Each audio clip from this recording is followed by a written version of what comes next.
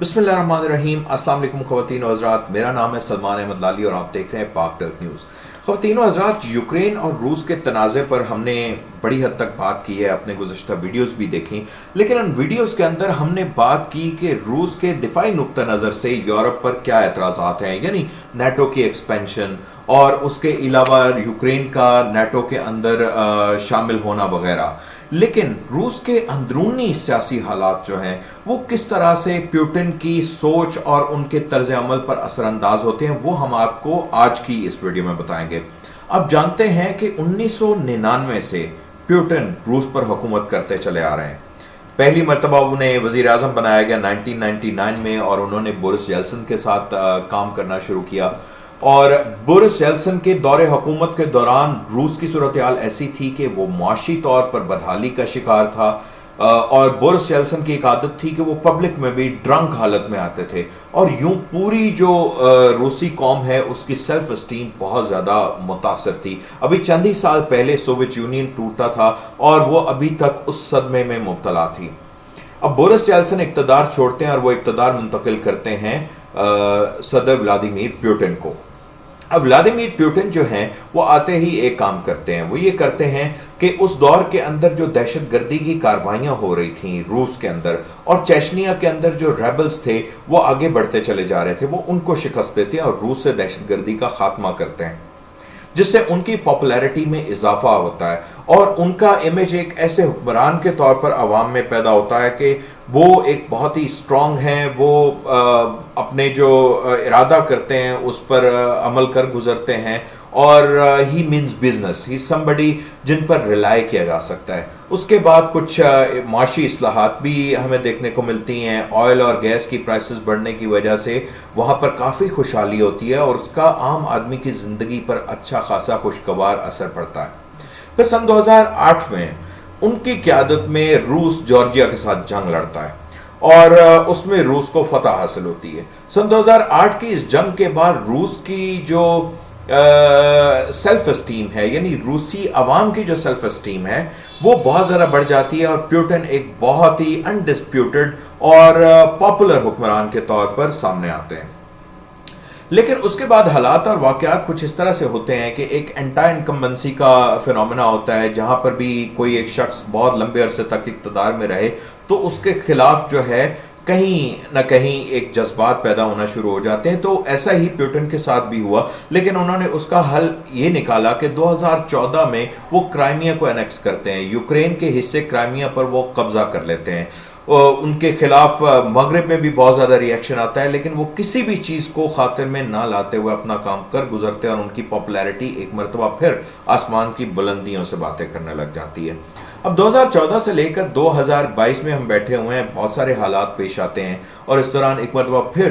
Putin की जो popularity है उसमें बहुत ज़्यादा कमी आने लगती है। बिलखुसूस सन 2019 में अलेक्सी नवाल्नी की शक्ल में एक बहुत ही पॉपुलर अपोजिशन की आवाज़ जो है वो उभरती है और पुतिन के खिलाफ मुजाहरों का सिलसिला शुरू हो जाता है। सन 2020 में अलेक्सी नवाल्नी पर एक हमला होता है और उन्हें इमरजेंसी में बर्लिन ले जाया जाता है इलाज के लिए और वहाँ पर ये इल्ज़ाम आयद किया जाता है कि पुतिन ने उनको जहर देने का हुक्म दिया, जिसके बाद पॉपुलैरिटी जो है पुतिन की वो मज़ीद कम हो जाती है और मुल्क के अंदर सियासी मुजाहरों का सिलसिला शुरू हो जाता है। जैसे ही नवाल्नी वापस आते हैं मॉस्को तो उनको कैद कर लिया जाता है एक मरतबा, फिर उनकी पॉपुलैरिटी को बहुत ज़्यादा नुकसान पहुँचता है और मगरब में भी उनके खिलाफ बहुत ज़्यादा बातें की जाने लगती हैं और एमनेस्टी इंटरनेशनल अलेक्सी नवाल्नी को प्रिजनर ऑफ कॉन्शियस करार देता है।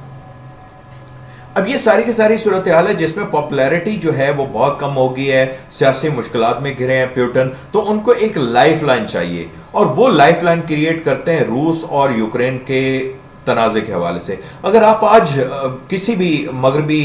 ज़राए ब्लॉग के वेबसाइट के ऊपर चले जाएं, आप किसी भी न्यूज़ वेबसाइट पर चले जाएं, आपको अलेक्सी नवाल्नी का कोई जिक्र नहीं मिलता, आपको रूस के अंदर अपोजिशन के मुजाहिरों का कोई जिक्र नहीं मिलता, आपको जो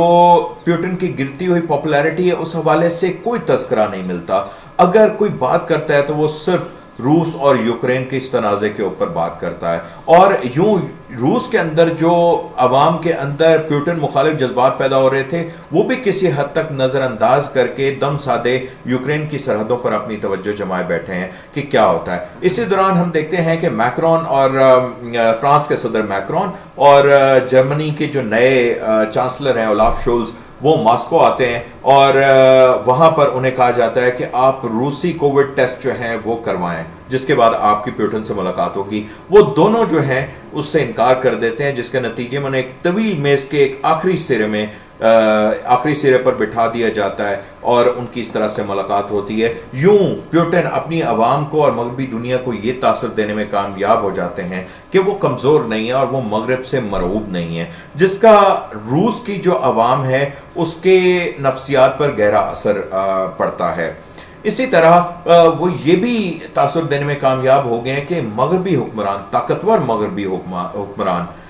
अगर उन्हें पुतिन से बात करनी है तो उन्हें घुटनों के बल चलकर मॉस्को में आना पड़ेगा। एक ये जो तासुर है और वो ये देने में कामयाब हो चुके हैं इस तनाज़े की वजह से, उससे अवाम के अंदर उनकी पॉपुलैरिटी मज़ीद बढ़ने का इम्कान ज़ाहिर हो गया है। और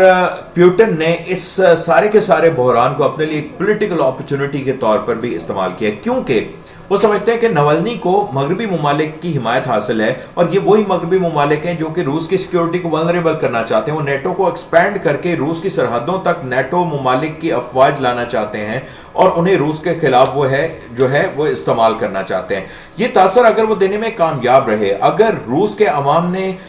ये जो नैरेटिव है उन्हें इससे बाय कर लिया, तो नवल्नी की जो लेजिटिमेसी है, जो मगरबी ममालिक की लेजिटिमेसी है, जो कि रूस के अंदर जमहूरियत के हक में बहुत ज़्यादा आवाज़ उठाते हैं, वो बड़ी हद तक मुतासर होगी। तो ये वो सूरत हाल है जिसकी वजह से प्यूटिन जो हैं ये सब करने पर मजबूर हो रहे हैं। इसके साथ ही मुझे इजाज़त दीजिए, आइंदा वीडियो में हम एक नए मसले के साथ आपकी खिदमत में पेश होंगे। अल्लाह हाफिज़।